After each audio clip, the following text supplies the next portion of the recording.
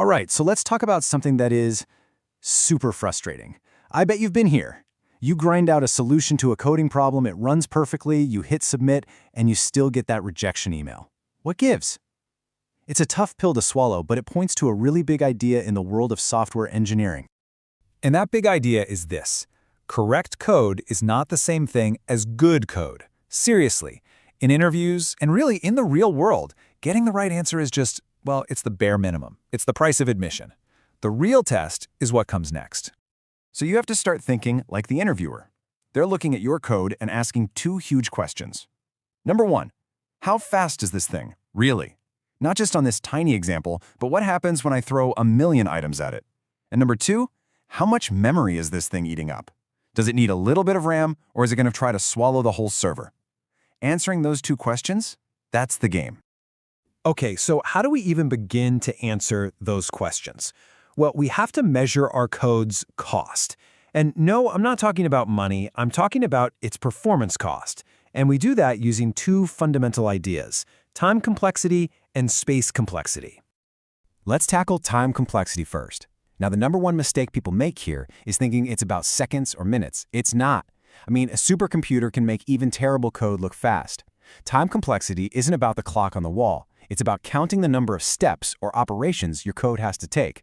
It's all about how that number of operations grows when the input size gets bigger and bigger. Think about it like this. You need to find a friend in your phone's contact list, and you have like 10,000 contacts. Okay, method A. You just start scrolling, one by one. The bigger your list, the longer it's going to take, right?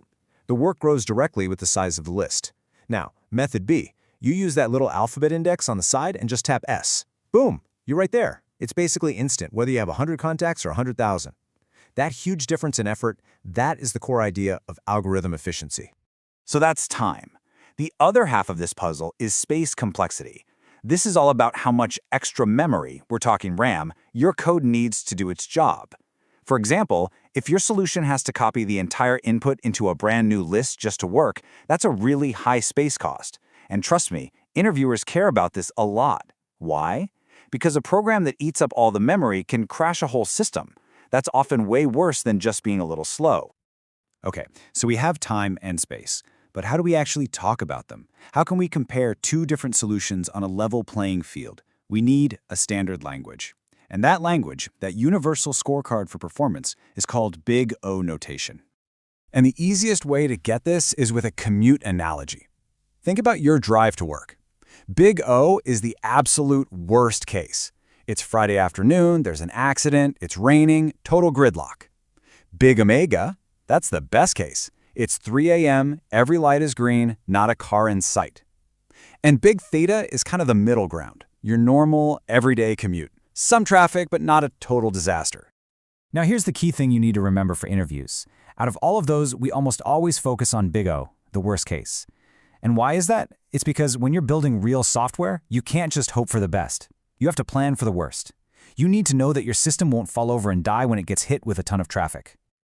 All right, so now that we know we're focused on Big O, let's get into the most common performance patterns you're going to see over and over again.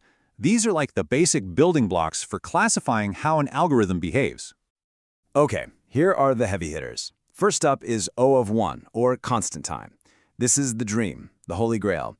It means your code takes the same amount of time no matter how big the input is. Amazing. Then you have O of log n, logarithmic. This is also super, super fast. It's that divide and conquer magic where you chop the problem in half with every step. Next is O of n, or linear. That's our contact list example. The work grows in a nice, predictable straight line with the import. And then we have O of n squared, quadratic. This is the danger zone. It's often what you get with nested loops, and performance here gets really, really bad really quickly. And you can see it so clearly on this chart. Look at O1, it's just a flat line, perfect. On is that steady, predictable climb. But then look at On squared. Whoa, that thing just skyrockets. This picture tells the whole story. A quadratic algorithm might be fine for a tiny input, but it becomes completely useless as the data grows. Okay, enough theory. Theory's great, but let's see where the rubber meets the road. We're going to take one single problem and pit two different algorithms against each other. You're about to see just how massive the real-world impact of Big O can be. So here's the challenge. Find one specific number in a sorted list of 1,000 elements. In this corner, we have algorithm A, linear search. This is the brute force method. We're just going to check every single element, one by one. And in the other corner, we have algorithm B, binary search. This is the clever approach. We jump to the middle, see if our number is bigger or smaller, and then poof, we get to ignore half the list. And we just keep doing that. So what's the scorecard look like? For linear search, in the worst possible case, let's say the number is at the very end, we have to do 1,000 operations, one check for every single item in the list. Okay, now watch what happens with binary search. We start with 1,000 items. After one check, we're down to 500. After the next check, only 250 are left. Then 125, then 62. You see what's happening? We're just demolishing the problem size with every single step. And the final result? In the absolute worst case, binary search takes, wait for it, about 10 operations. No, that's not a mistake. 10. 10 operations compared to 1,000. This right here, this is the whole point. It's the same problem, the same data, but just by choosing a smarter algorithm, we got a 100 times performance boost. This is the kind of thinking that interviewers are looking for. So understanding this is a huge first step. But the next level is learning to avoid the common traps, the little mistakes that can make you look like a beginner. Let's talk about what not to do. All right, here are the big ones to watch out for. First off, stop counting lines of code. It's meaningless. You need to count the operations that grow with the input.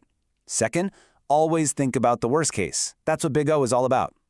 Third, don't just see a nested loop and scream O of n squared. Sometimes it's more complex than that. You have to actually trace what it's doing. And last but not least, don't get bogged down in small details. Big O doesn't care if it's 2n or 10n, it's all just O of n. We care about the big picture, the overall trend. And all of this really boils down to one single crucial idea. When you're in an interview, they're not rejecting you because you're a slow coder. They reject you if you're an inefficient thinker. It's not about how fast your fingers move. It's about showing that you can look at a problem, weigh the options, and pick a solution that won't crumble under pressure. So to wrap this up, I want to leave you with a little challenge. Take a look at this code snippet. Yeah, it's a nested loop. The easy answer is to say it's O of n squared, but is it? Look closer. The inner loop only goes up to I, not all the way to n every time. So what does that mean for the total number of operations? Really think about it. Figuring this out, well, that's the kind of thinking that separates the good engineers from the truly great ones.